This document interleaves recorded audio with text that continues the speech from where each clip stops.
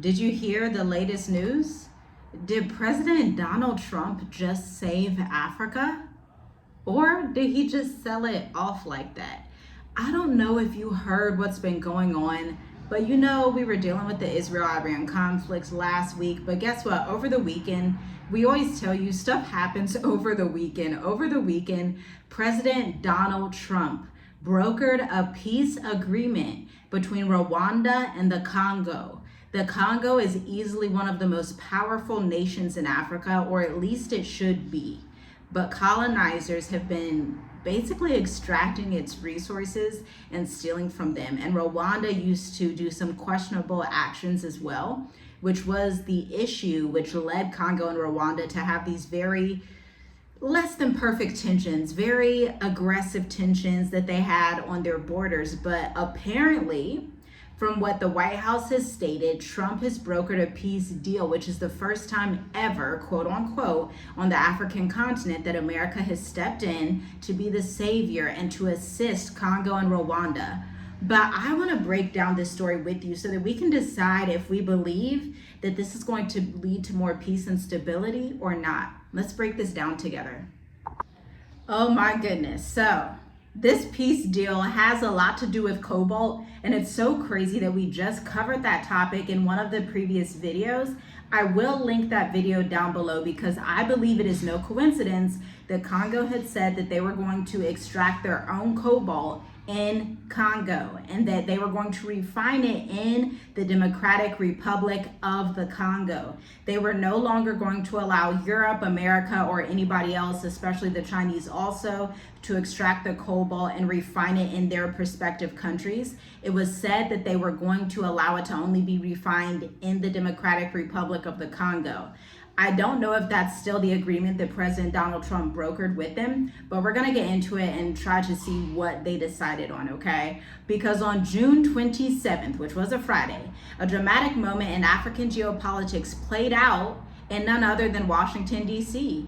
Rwanda and the Democratic Republic of the Congo signed a U.S. brokered peace accord with President Donald Trump back in the White House presiding over the ceremony. These headlines were triumphant. Peace at last between two neighbors long at war. For years, the eastern side of the Congo has been wrecked, pillaged by violence and bloodshed, displacing millions and killing thousands. A deal that promises to end the bloodshed should universally be good news, right? It definitely should. But beneath these diplomatic ties and smiles and the bold promise of peace, there's a question a few mainstream outlets are asking. And these are good questions to ask. They want to know if this deal is really about peace or about control of Africa's most critical resource, cobalt, okay? Again, if you did not watch the previous video, cobalt is used in solar panels, it's used for iPhones, it's used for virtually every type of battery that exists. So batteries in your laptop, in your phone, and your walkie-talkie if it has a battery, anything with a battery, toys have batteries, okay? Anything that has a battery is using that resource, cobalt, okay? And that's why everyone wants their hands on the Democratic Republic of the Congo. But let's unpack what really happened. Washington, what the deal includes and omits, and the new cobalt laws in Congo, and why this movement could define the next era of African sovereignty over exploitation. Now we dive into the actual peace deal, the official terms. The Rwanda-Congo conflict is not new. Tensions have flared repeatedly over accusations that Rwanda supports the M23 rebel group in eastern Congo. Now, if you're unaware, I used to live in Tanzania with my family, and so I'm very familiar with this region, okay? The region has also become home to one of the world's most intractable conflicts, okay? If you're on the African continent, Africans in like Tanzania, Kenya, wherever you're at, they will tell you that they basically view Congo as Israel. Israel to the Western world always is in conflict, always has complications. They view Congo the same way. But I'm so honored and privileged to be able to share a little bit of their story, and hopefully some Congolese people, whether they are in the diaspora or Congo, can chime in the comments down below and let us know what you think of this as well. Because this June 27th accord, mediated by the US and Qatar, I'm gonna get into that in a moment, claims to address 3 root issues. Rwanda agrees to withdraw its troops from the Eastern Democratic Republic of the Congo within 90 days. Both sides promise to cease state support for rebel groups, Rwanda M23 and Congo for the FDLR. A joint security mechanism will be established under a month to manage borders and monitor compliance. And the bonus, a regional economic framework will be built, encouraging foreign investment in mining and infrastructure, okay? Now, Trump has declared this a huge achievement. This was one of the worst wars anyone had ever seen. Rightfully so. He's actually speaking the truth. The Congo issue was a very huge war. It did not get a lot of mainstream media attention, but hopefully now it will, since, President Donald Trump has actually been brokering this peace deal. And it's true that fighting in the Eastern Congo has killed thousands, displaced over 7 million people, and has become the world's worst humanitarian crisis. But this deal, will it actually end the violence? We hope so. Or will it simply reposition who profits from the violence? Now, something that I showed my husband earlier today with this is that if you are listening, you know that I said Qatar, Qatar, and Saudi Arabia were also brokering this peace deal with Donald Trump. Like, they were behind the scenes. And I don't know if anybody has realized. Raise a hand down below, chime in the comments if you realize, but I'm seeing a pattern with the US, especially with this administration. Now, I'm a history buff. I love history. It was always my favorite subject in school. And I'm a writer by profession. I'm a writer, a marketing specialist, all of those wonderful things. And I'm seeing a pattern with President Donald Trump. I'm seeing that he's tying himself back. He's kind of cutting ties with the EU.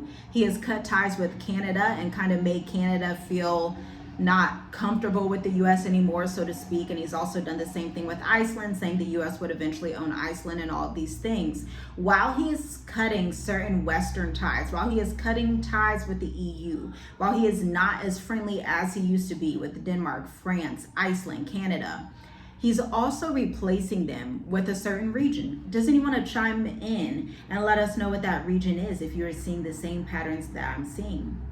That region is none other than the Middle East. It's no coincidence that Qatar was helping him on this agreement, that Saudi Arabia was in on this agreement as well.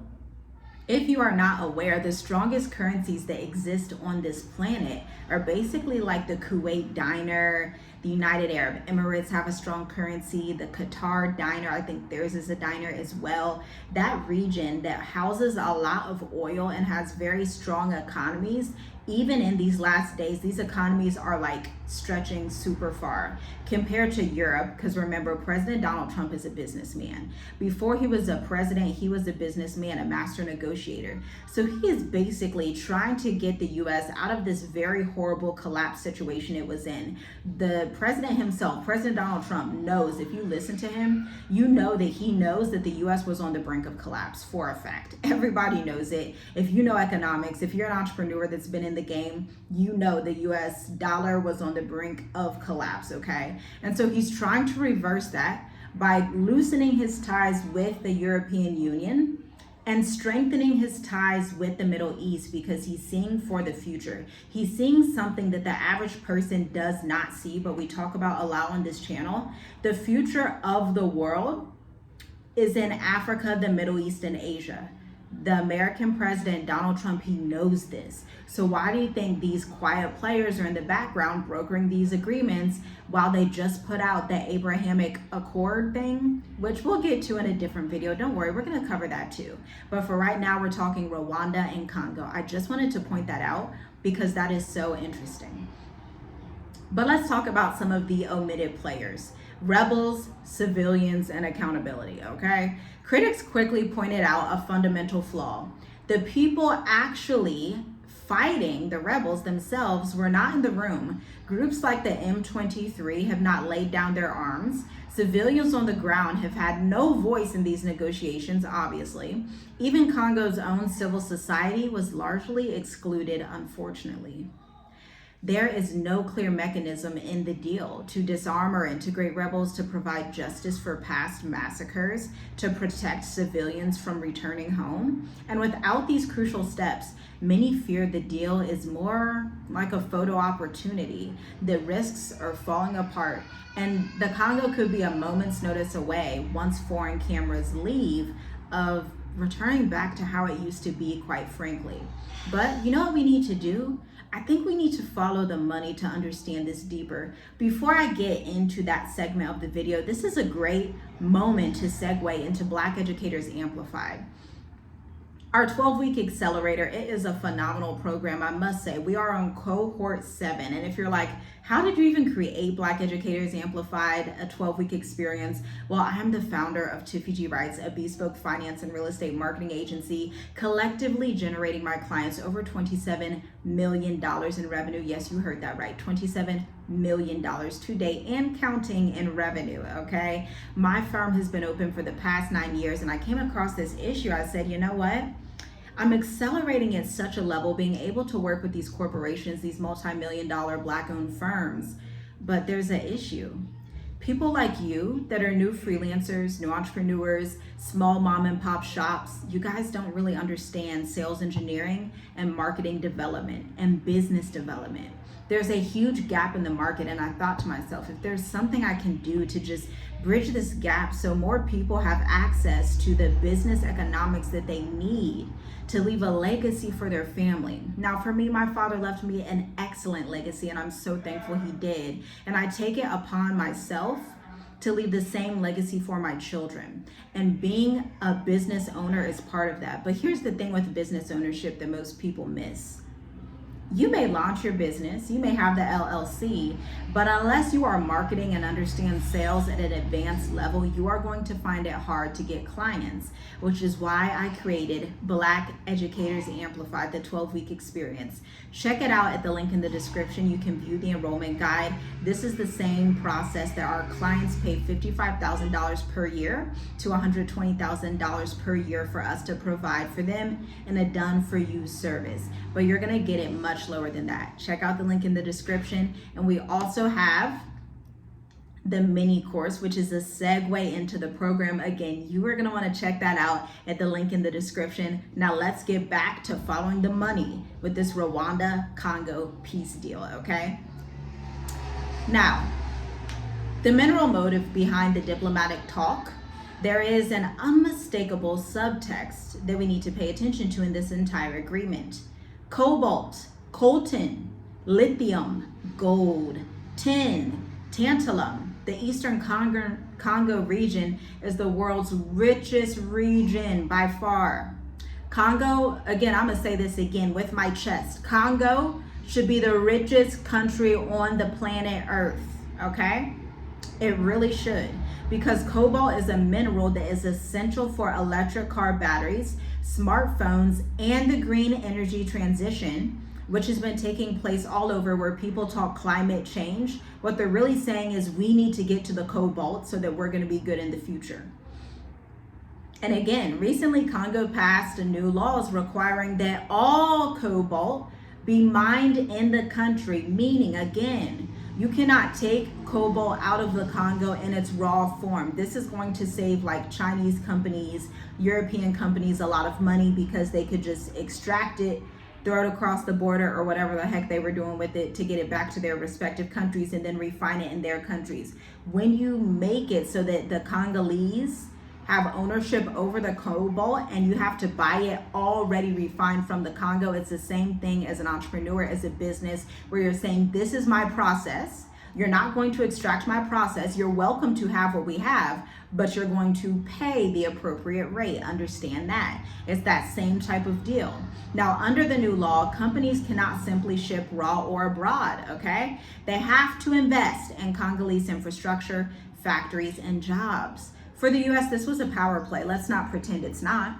President Donald Trump, if you want to empathize with white America for a moment, this was a power play. Like, he should be proud of the deal that he brokered if we are empathizing with white America for a moment. Because if you remember, there was one specific country in Africa that was the only one colonized by another specific country, i.e. Belgium with King Leopold. Now, how did Belgium become one of the world's superpowers? Obviously, it was through the Congo, okay? But they did such a, oh my gosh, the worst Holocaust in history, killed millions of Congolese people. My gosh, if I even get into this topic, y'all know it's really gonna make me mad, okay? So I'm gonna try to stay peaceful about this next topic, okay?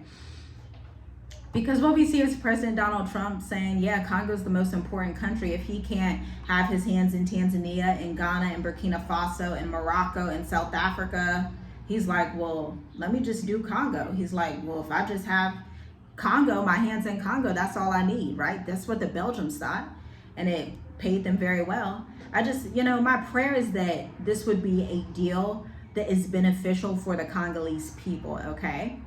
Because China currently dominates the global cobalt supply chain, controlling most of Congo's mines and almost all refining capacity, okay? So for the US perspective, if the US can broker peace and stabilize the region, that gives them brownie points with Congo.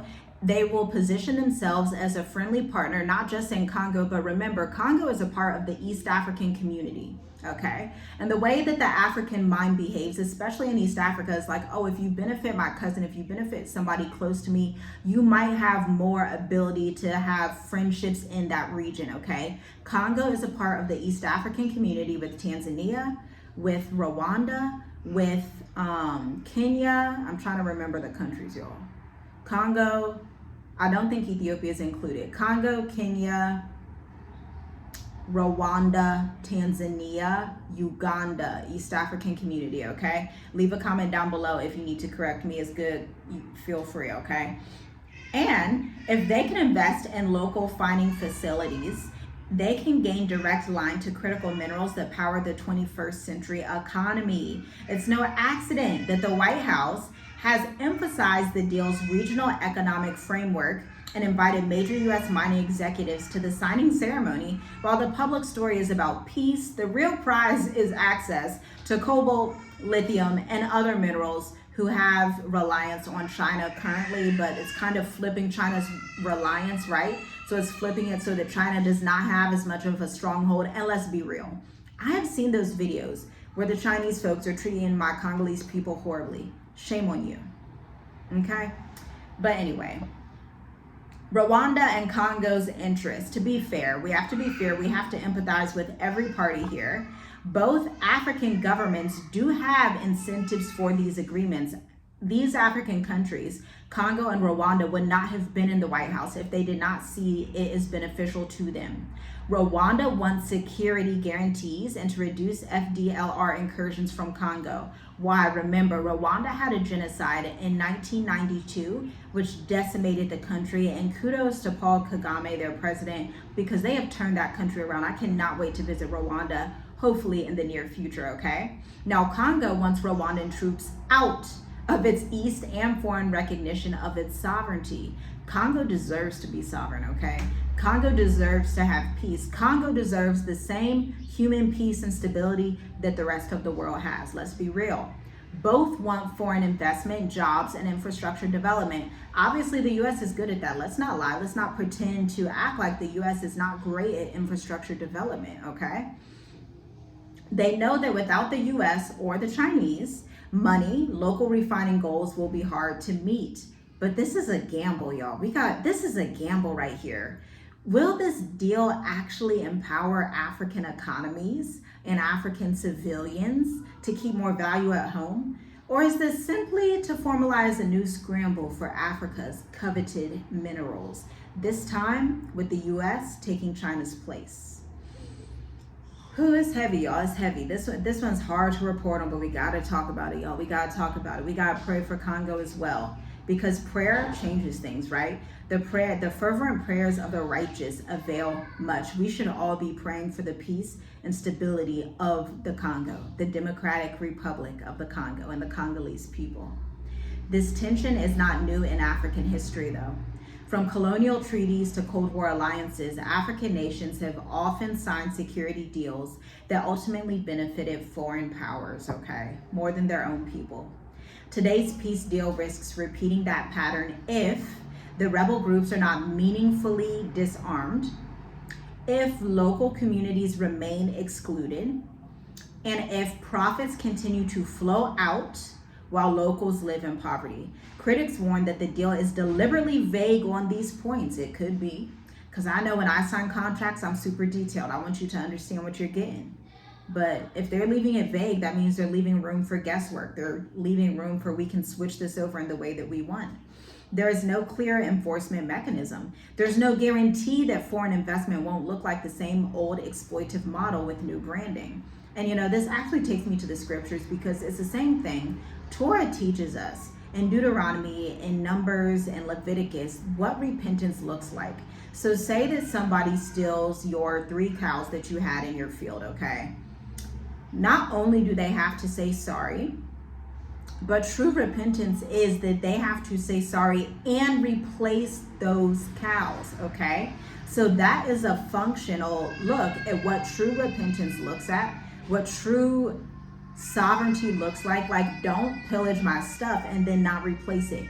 What you pillage, what you steal must be replaced out of your pocket. This is how the Bible teaches us to maneuver, right? So I hope that Congo just receives that bit of wisdom in brokering these deals so they don't feel like they have to depend on these nations for economic security or actual security. I hope that they do realize and understand how to functionally make these agreements so the U.S. has to pay proper wages, right? You cannot steal people's stuff.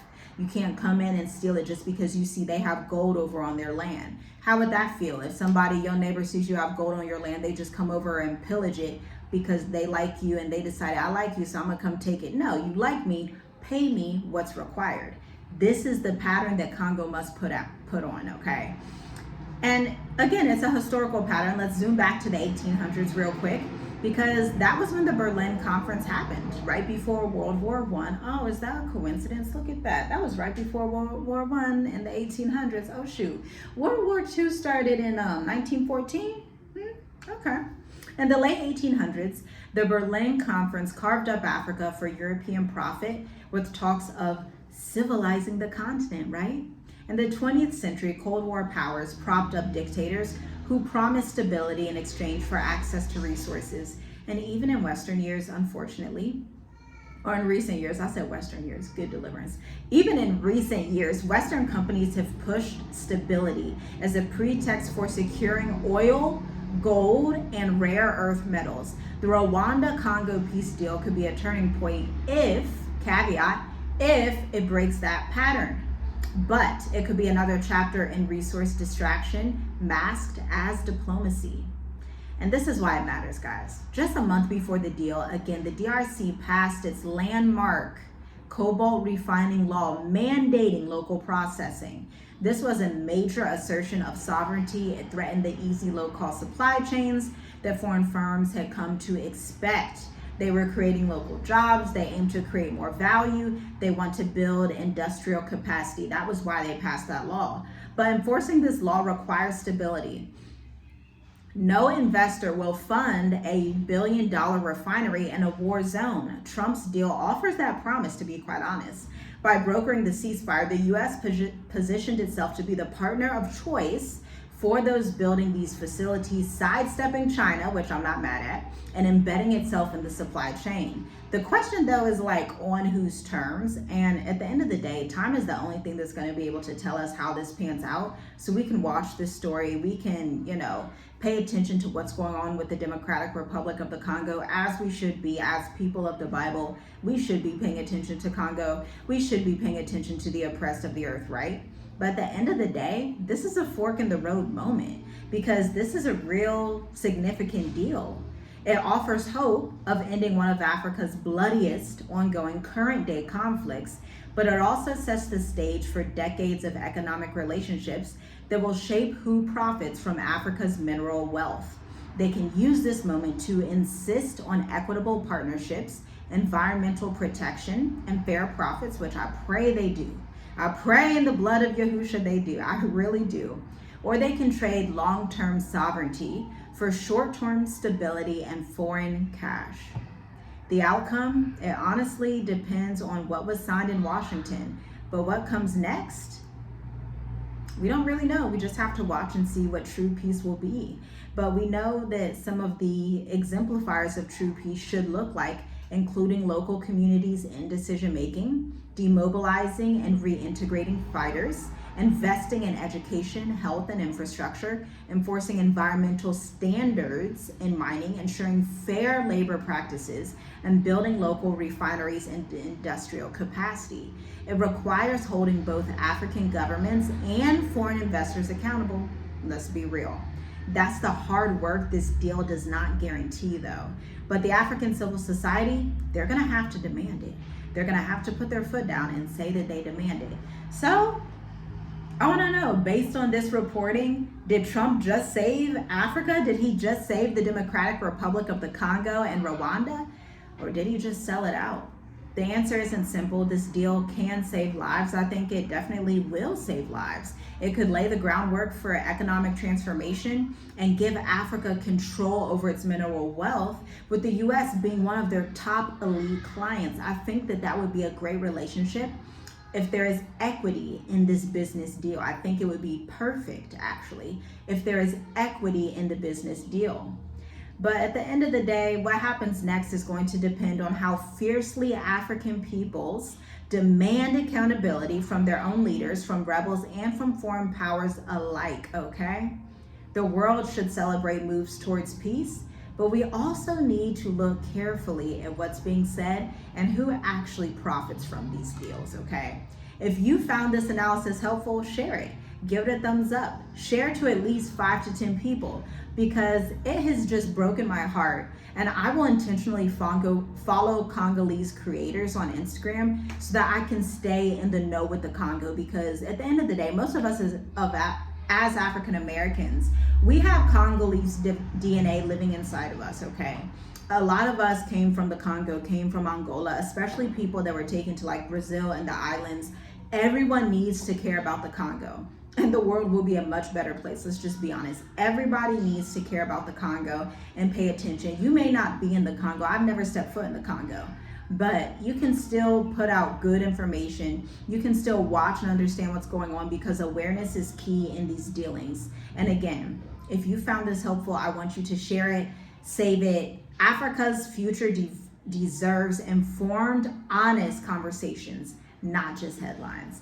Now that wraps up today's video. Shalom, shalom. Stay blessed, and I'll see you in the next one. Africa, arise. The glory and the light of Yah is seen upon you. Gross darkness covers the earth. Confusion covers the people. But the light of the Almighty Yah will be seen on the continent of Africa. Shalom, shalom.